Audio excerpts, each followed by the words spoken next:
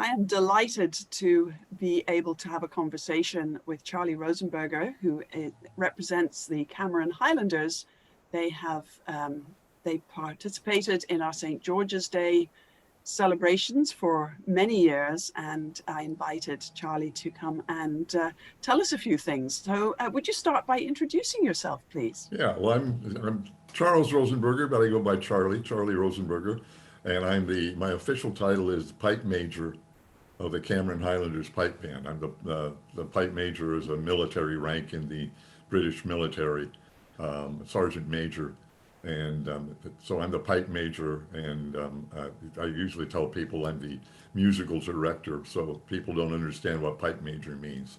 So, and I've been in that role since 1970. The Cameron Highlanders were founded by my father and my grandfather in 1946, and my father was the pipe major up until he took on the title of senior pipe major, and I took on the title of pipe major of basically the competition band. But I've been the pipe major since 1970, and been playing. We've been participating in St. George's celebrations, St. George's Day celebrations since at least for 50 years. I don't know when you started them initially, but I know I was probably a teenager on the first one that I participated in. And I don't know if the courtyard there where you have the trees planted, I don't know if they're still there in the little courtyard, but we used to do a program after the Evensong service in the courtyard, and those trees, I remember when they put them in as saplings, and I think they stand about 70 feet tall now, I think, if they're still in the courtyard. So we've been there for a long time anyway. Wow. Yeah, those would be the liquid amber trees Right. in 6th Avenue courtyard, and they are no longer, I'm sorry to say, but by next February, when our new building is completed and we move into our new offices, there'll be a beautiful new courtyard with a labyrinth in it, and we'll be able to have celebrations out there again. Okay. Yeah. Can you do you know what the castle is that is in your background by any chance? I don't know. That was I took that picture. Our pipe band went to Glasgow for the World Championships in 2016 to compete, and we ended up taking 5th place in our category in the world. So that was pretty good. But this was afterwards. I did a tour around Scotland, and this was just one of the castles along the way that we stopped. There was a little a gift shop and a coffee shop there, I think, and we pulled off the road, and this was in the background, and we just took a picture. And so I don't know what the castle is. It's beautiful. It is beautiful, and that's why we took the picture of it. So my phone was just beeping. Yeah. So I'm sorry that I don't know the name of the castle. I'll have to look it up and see if I can find it, because someone else has asked the same question a while back. Well, it's mysterious and evocative and lovely. Yes. Tell us, if you can, what would you say is unique about our St. George's celebration compared to other events that you play for? Well, the most unique thing is that we have a full pipe band inside the church, inside the cathedral. We don't. It's very seldom that we have a whole pipe band inside a church. It's pretty loud, but the cathedral is such a big and a spectacular building, and it just echoes in there so nicely, and it definitely fills the room.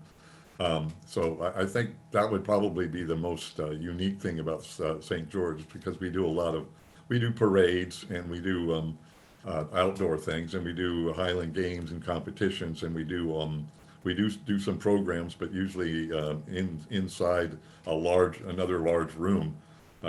Every year we do our tartan ball, and we do that down at the Scottish Rite Center in Mission Valley.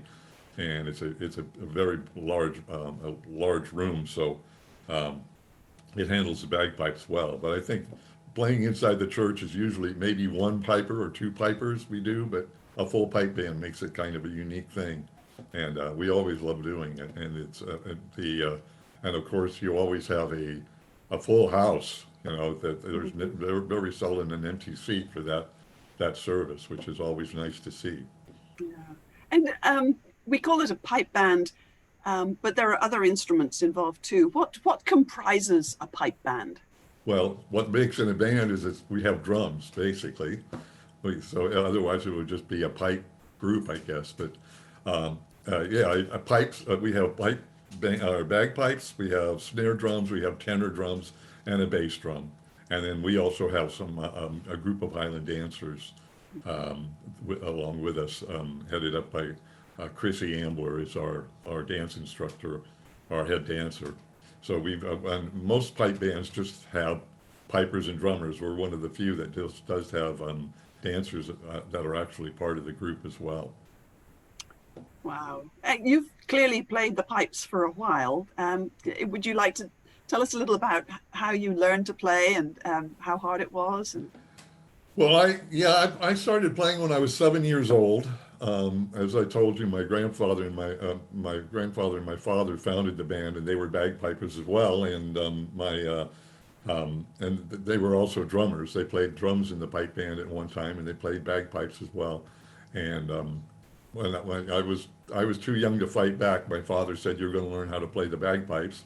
So I started when I was 7, and as far as how difficult it is for me, it's hard to know. I started so young, but generally it takes people.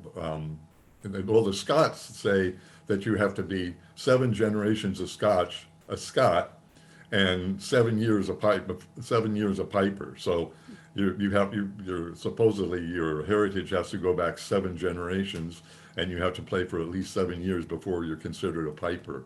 But in America, we've kind of gotten past that. I mean, my last name is Rosenberger. Obviously, not a lot of Scottish ancestry, but it generally takes people about 6 months to. We learn on what's called a practice chanter.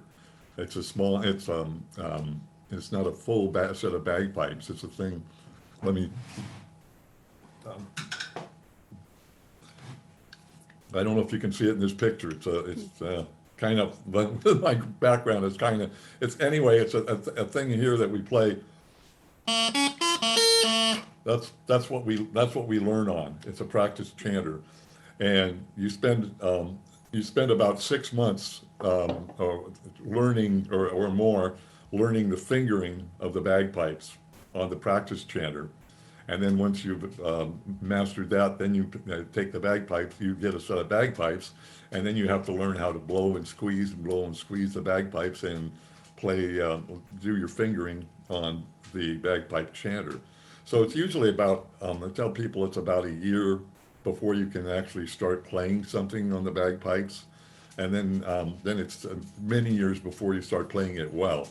And it really depends on how much you practice. And people ask me, is it a hard instrument to learn? And I also play guitar, and I play bass guitar, and I played a lot of other instruments, a little bit in college. I took some music courses. I learned a little bit. I learned clarinet and trumpet and those things. And I also, they all take a lot of work, no matter what. So learning a musical instrument is a hard thing to do. And I think the bagpipe, just you have that step first of learning things on the chanter, then transferring to the bagpipe, that makes it a little bit different. And then it's a bit of a wrestling game after that. Blowing and squeezing and coordinating it all. Yeah, lots of coordination. Yeah. Do you need to be able to read music to Yes, well, originally bagpipes were all taught by word of mouth. They didn't have written music, but they started writing music down back in the 1800s sometime, and so you do have to learn to read music. And a lot of our students that come to us have never played an instrument before, so they have to learn how to read music, and it's always helpful if someone's got some kind of a background in music. However, we only have an octave and a note. We only have 9 notes to work with, so and we don't have any sharps or flats. So you don't have to worry about, you know, the incidentals in the music, whether you're playing a sharp or a flat, and it's all, and you don't have to be reading it on multiple staves or anything like you would on the piano. So it's relatively easy, you know, to learn do, re, mi, fa, sol, la, ti, do, and that's pretty much all you got to learn. But you do need, all our music is written. So. And how many are in the band at the moment? In our band, well, we have about, I think we have about 50 people on our roster, but seeing them all at the same time is a different story. We usually will have anywhere from 6 to 10 bagpipers and you know, two to 6 or 7 drummers. And depending on the function and it's an all volunteer organization, so it depends how many people show up. But we've got around 50 people, pipers, drummers, pipers and drummers in the band, and then the dancers in addition. So there's a little bit, probably 60 total members in our organization. And I imagine that you've been on hiatus for the last year plus, mostly. Yeah. March, to the beginning of March, everything got canceled. I mean, I think in March, one of the first things in March is our St. Patrick's Day stuff, and everything got canceled from St. Patrick's Day on. Do you see your calendar starting to fill up now as we come out of the pandemic? Pardon me? Are you seeing some people calling now for bookings and events as we come out? Yeah, a few people we're getting callings for weddings and things like that, where we hadn't heard any. There hadn't been a need for wedding pipers or groups to play at weddings or anything for a long time. Funerals have been some. I play a lot of solo things for funerals, and those have kind of been going along, but yeah, things are starting to open up. There's talk about someone wants a bagpipe band in October. That's we haven't got together since last March in person. We've been having Zoom rehearsals, but it's the bagpipes. Obviously, we are blowing air out all over each other, so it's not the sort of thing where it really is conducive to the COVID situation right now. So we're hoping when everyone gets vaccinated within the next month, we'll be able to actually get to meet in person and start seeing each other again. Well, maybe we'll hear you rehearsing in Balboa Park one of these days. Oh, possibly. It's a good open space. Yeah. Before we turned on the tape, you mentioned a surprising experience that you'd had as a band, and it was with an organization that the cathedral has a connection with. So tell us that story. Well, yeah, it was a surprise to us. I got a call from a gentleman that wanted to hire a bagpipe band to play for a coronation ceremony, and it was going to be at the El Cortez Hotel downtown. And I said, sure, you know, what time? And he told me, you know, we showed up at the El Cortez at the time and to meet him. And we didn't know what this event was. It was just a coronation. And when we arrived, we started noticing a lot of very tall women walking around, and a lot of color, and then and a lot of scantily dressed people as well. And it turned out it was for the Imperial Court of the I guess San Diego gay community.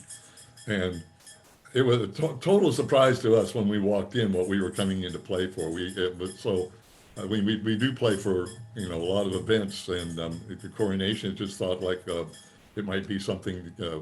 Well, we had no idea what it was going to be, so it was a very enjoyable performance nonetheless. And we sat down after we were done with our part and enjoyed the rest of the show. It was very spectacular, but it was more the surprise to us that really made it an unusual event and an unforgettable event. We still talk about it since after it happened, and that was probably 40 years ago now. It was a long time ago. Maybe it's time for you to have a return show. It would be really fun to see you all at the coronation one year, since I'm usually there. Here's we're coming to the end of our time, but what are your favorite pieces of music for the band to play? Well, really, one of my favorites is one of the ones we do at the St. George's every day, which is Highland Cathedral.